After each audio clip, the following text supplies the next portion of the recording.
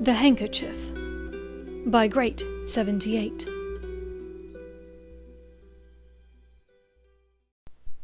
Chapter 24. Seeing Thestrals. Sunday night, he waited for her in the library, but she never appeared. Neville Longbottom showed up, looking agitated and frantic, sitting at the table that Draco thought of as Hermione's.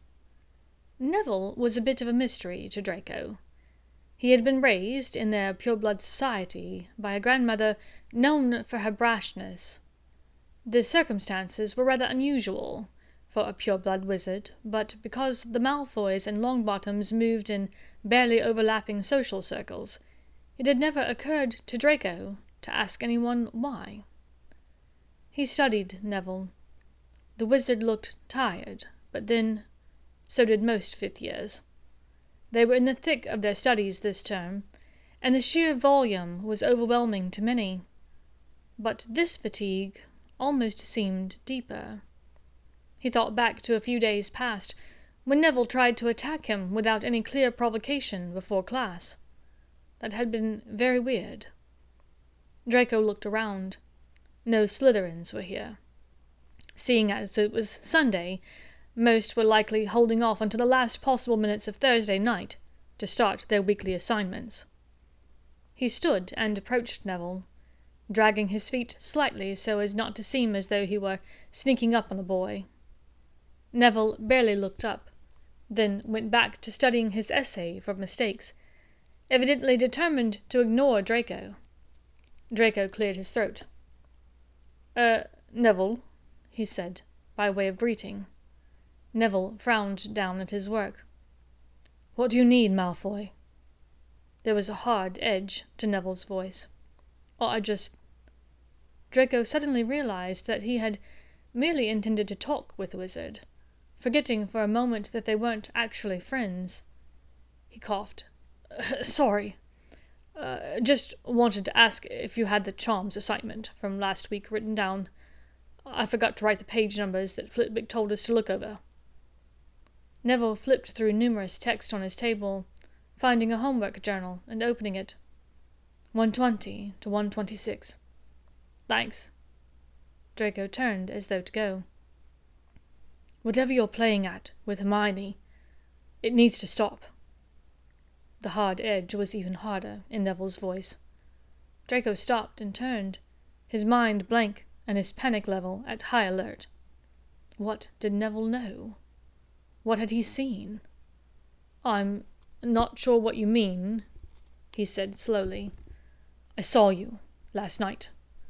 You were with her behind that statue near Gryffindor Tower, the one of the angry-looking wizard. You kissed her. When she showed back up in the common room 15 minutes later, she looked upset." "Upset how?" Draco racked his brain to recall anything he'd said at their goodbyes that would upset her. "She was just red in the face, is all." Neville seemed red in the face himself now. Her hair was kind of everywhere, and she looked flustered. "Well, Nev, a good snog does that to a woman." Draco smirked with false bravado. Neville scoffed. "Whatever, Malfoy. If you're pranking her, or trying to get information for your ministry hag, you can sod right off." The other wizard's eyes blazed angrily. "Why, ministry? You mean Umbridge? She's not my ministry hag. She's an old lady with a way of inserting herself into situations that don't involve her. Are you sure she's not friends with your grandmother?" Draco tried a small grin. This made Neville stop short to think. Maybe. The idea and admission made them both chuckle unexpectedly. "I'm not pranking Hermione. They were what? Kind of friendly." "That's what the kids are calling it these days," Neville shot back wryly, making Draco laugh again. "I just mean, we're not enemies. Not really. My name is Malfoy, but that doesn't mean I agree with everything my father believes." "What do you believe?" Neville countered. I'm not sure." I know what I've been told my whole life, but I also know what I've seen. You know what I'm talking about. Every pureblood family has those members that think that way. About muggleborns. Granger is muggleborn, but she's the smartest witch I've ever known, and she's only known she's a witch for about 5 years. Neville sighed. Yeah, I guess I do know what you mean. Most of my family thought I was a squib until about 2 years before I came to Hogwarts. Never any accidental or wandless magic. I know my gran still loved me, but my uncle and his wife always kind of treated me like dirt, joking that I'd have to go be a chimney sweep or a milkman for the muggles, like that was the worst fate in the world. Neville scratched the nape of his neck thoughtfully. But what about you-know-who? What about him? Draco asked warily. Do you think he's back? Draco paused. It was one thing entirely to deny the superiority of purebloods over muggleborns. It was another to go against the Ministry, Voldemort's supporters, essentially every person he had grown up knowing, by revealing what he suspected to be the truth. I don't know. He paused, then said, a bit quieter, I hope not. Well, that's something, I suppose. Neville tiredly rolled up his scrolls, and reached for a different book. He rubbed at his eyes and sighed. I guess. Draco dropped his eyes. He could tell there was more on the other wizard's mind. So, if you're willing to admit that about muggleborns, why do you still act like a first-class wanker in class? Draco exhaled slowly. There are expectations. From other Slytherins, from my father, and word gets around. If you're not speaking out against certain things, you're automatically suspect in some people's eyes. You shouldn't say things like you said the other day. Neville looked down at his hands angrily. What?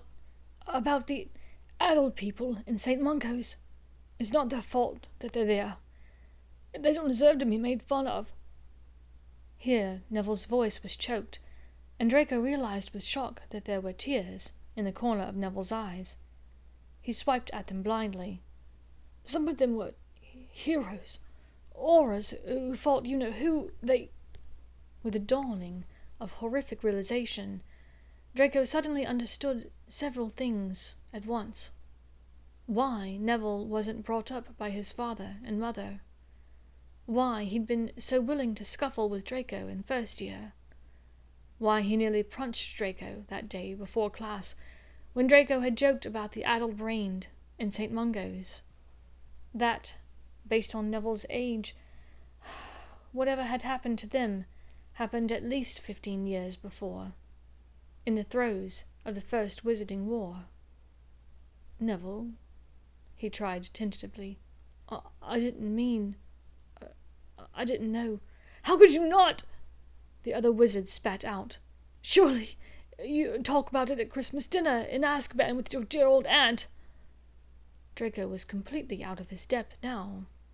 The only aunt he'd ever known anything about was this mysterious Aunt A, with Muggle books in his closet.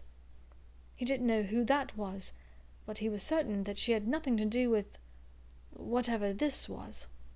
Longbottom. I apologize, but I haven't a clue what you're on about. I don't know any aunts of mine.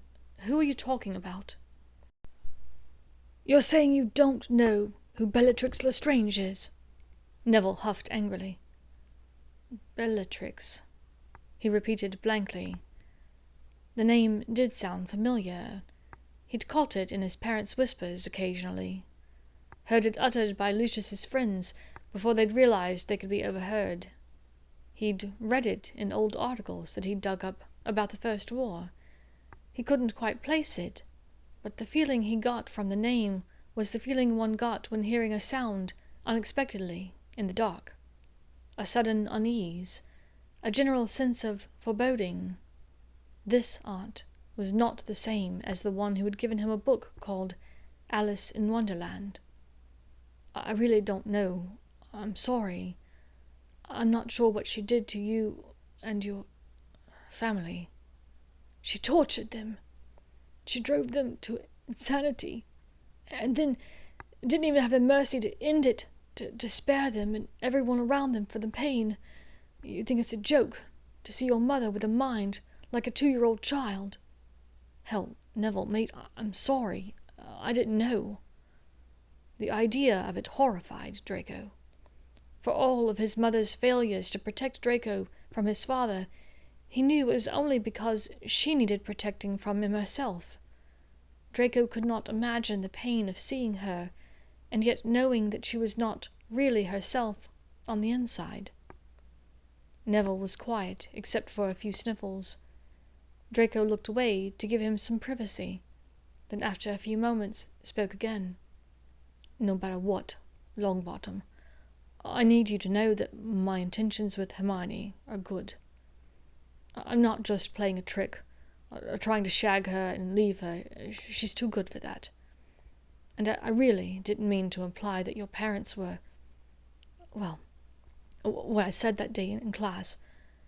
I'm sorry to hear about what Bellatrix did to your parents. She sounds awful. I'm glad I don't know her. So long as she stays the hell in Azkaban, that's the most important thing. Neville's hardened tone was back. He began gathering his books, scrolls, and quill, but he met Draco's eyes and gave a firm nod, as though they'd reached an understanding of sorts. Strangely to Draco, it almost felt like friendship. The following Tuesday was Care of Magical Creatures, and word had gotten around that Hagrid had returned sometime the previous weekend. He was at dinner Monday night. Thankfully, Umbridge wasn't in the Great Hall when he was there. If Draco were being honest, he looked like death. The giants hadn't killed him, but it looked like they'd tried. As Draco and his group of Slytherins made their way down the hill towards Hagrid's cabin, Draco was excited, despite the other Slytherins' jeers and slurs towards the teacher. He distinctly heard Pansy make a joke about Hagrid looking like a giant shaggy dog, and Draco thought privately that perhaps she ought to choose a different species of animal, considering her close resemblance to a certain canine breed herself. He was chuckling inwardly at this when they reached the hut, and Hagrid began to direct the group towards the forest. Draco had not had the best experiences in the Forbidden Forest, and he wasn't eager for a repeat. But he figured there was safety in numbers, and in daylight, at least. That didn't stop Potter from laughing a bit at Draco's clear discomfort. Draco sneered back at the wizard angrily. They reached a clearing, where Hagrid dropped the bloody carcass he'd been carrying, and began an odd, haunting call. A few people tittered uncomfortably. They waited, everyone staring around in curiosity. Then a dark creature emerged from the trees just next to them, white eyes shining brightly in the dim forest clearing. Draco inhaled sharply. They were studying Thestrals today. Many magical folk considered them bad luck, death omens. But Draco had seen them since his first day at Hogwarts, and based on the discussion around him, he was one of the few. "Oh, and here comes another one. Now, put up your hands. You can see 'em." A handful of people raised their hands, but from his viewpoint Draco saw Professor Umbridge moving down the path towards the clearing. He was not going to allow her access to any more information about him than she already had. He kept his hand down. Hagrid continued on. Yeah. I knew you'd be able to see him, Harry. And you too, Neville, and... Draco met Hagrid's eyes, and shook his head slightly. He knew that Hagrid could tell that both of them, him and Theo, had seen the Thestrals, but he didn't want to speak about it, and neither did Theo, he was sure. Thestrals made him uncomfortable, both for their strange appearance and for their associations with death.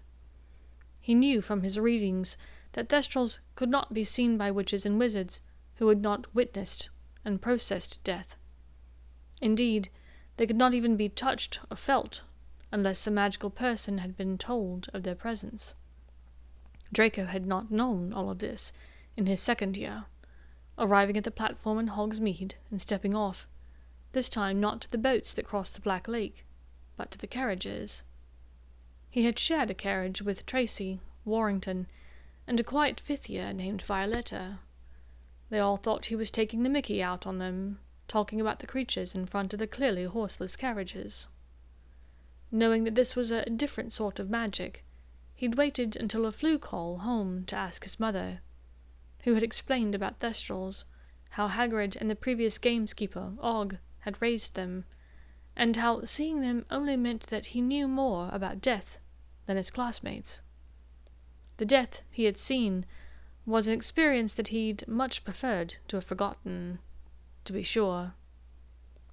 Draco had been 6, and in the room when Abraxas Malfoy had finally succumbed to dragonpox. It had been ugly towards the end, the open sores oozing a green-tinged fluid, drool mixed with bile pooling on the pillow, his skin shriveling and scaling slightly. Draco had tried to look mostly at the ceiling, but Lucius had insisted that he looked upon his grandfather's visage to say his goodbyes. Abraxas had not been a kindly or loving grandfather, had barely spoken to Draco more than 10 times, despite the generations living under the same roof. Narcissa had objected to Draco's exposure to Abraxas's final moments, but Lucius had insisted. Draco watched in quiet horror as the Thestrals made a meal of the cow carcass. He looked over at Theo, who looked to be turning a delicate shade of green. Theo certainly had seen death. When he was 3, his mother had died giving birth to his younger sister. He'd not been in the room when she passed, but had felt the death intensely, as he was now left alone with a father who felt burdened by his children. The baby girl lived, but remained sickly with a blood disorder. At the age of 6, Tavinia had been bitten by a nest of doxies in the Knot Manor gardens, and had quickly developed doxy influenza. An antidote had been given almost immediately by the governess, but had little effect because of Tavinia's blood disorder. Tiberius Knot was travelling, unreachable by owl or flu, and so it was Theo and the governess and a small group of house elves who had sat with Tavi as she sweat, then shivered, then sweat again. Theo told Draco months later that he knew she had passed when she stopped screaming. He'd said it harshly, as though to push through the emotion he clearly felt as a young 9-year-old. Tiberius had finally returned 2 weeks after the funeral. He had been told that she was dying well before Tavinia's passing, of course, but claimed that because she was so far gone with the influenza, he was of no use to anyone in the manor, so he would finish his work travels. 2 days after Tiberius's return, Theo had told him, all traces of Tavi were gone. Her room was converted to a regular guest room. Her pink bed with its gauzy drapes had been vanished. Her toys and books were boxed up and sent to an orphanage recommended by the governess.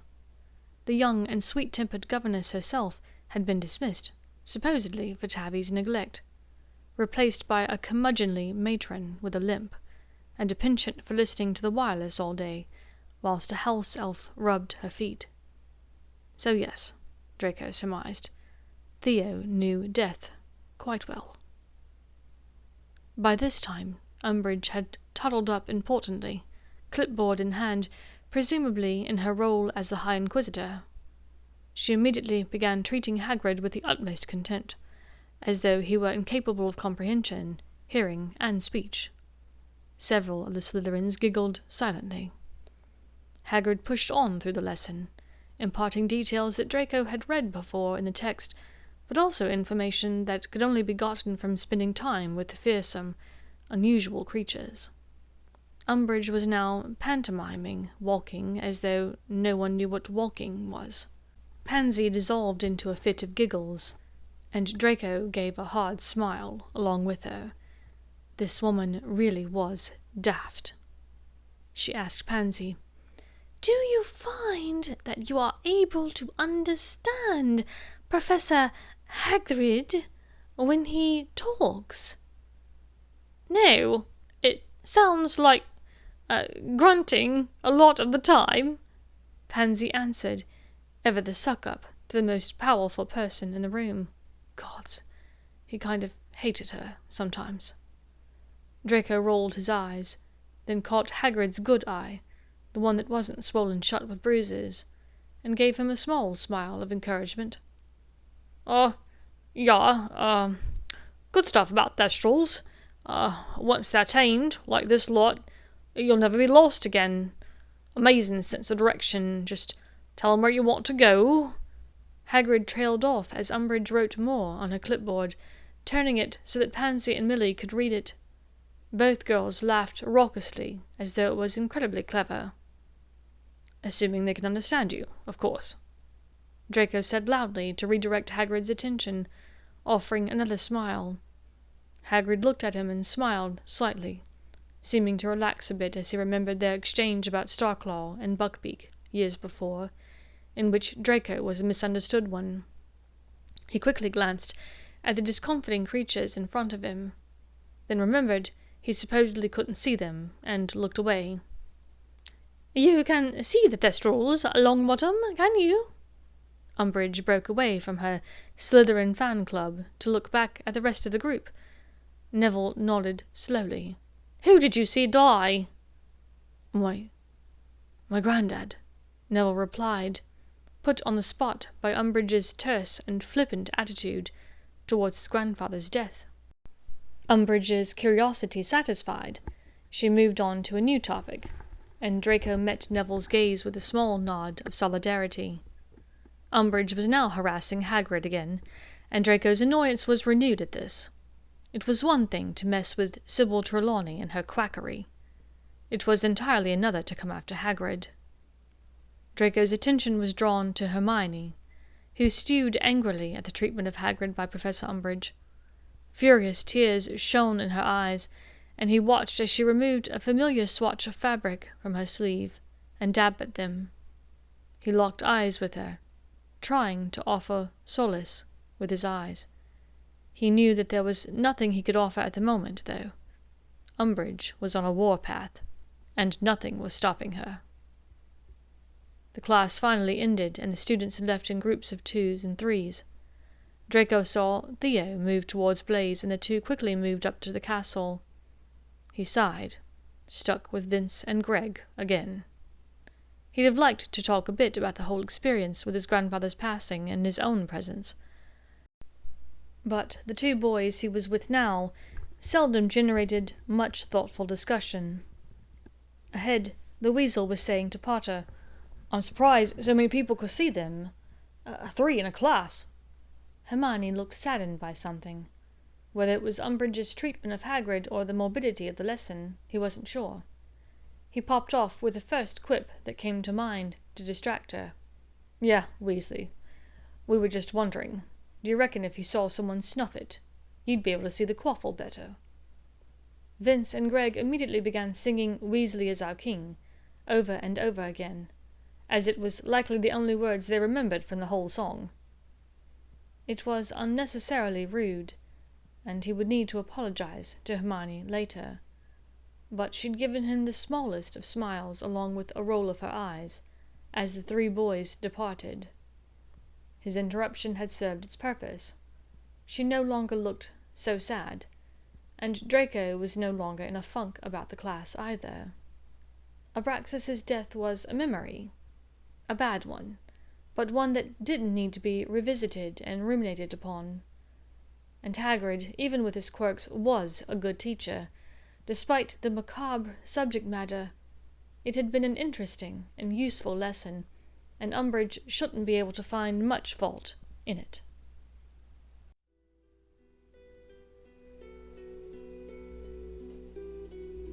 Thank you for listening to this chapter of The Handkerchief by Great78.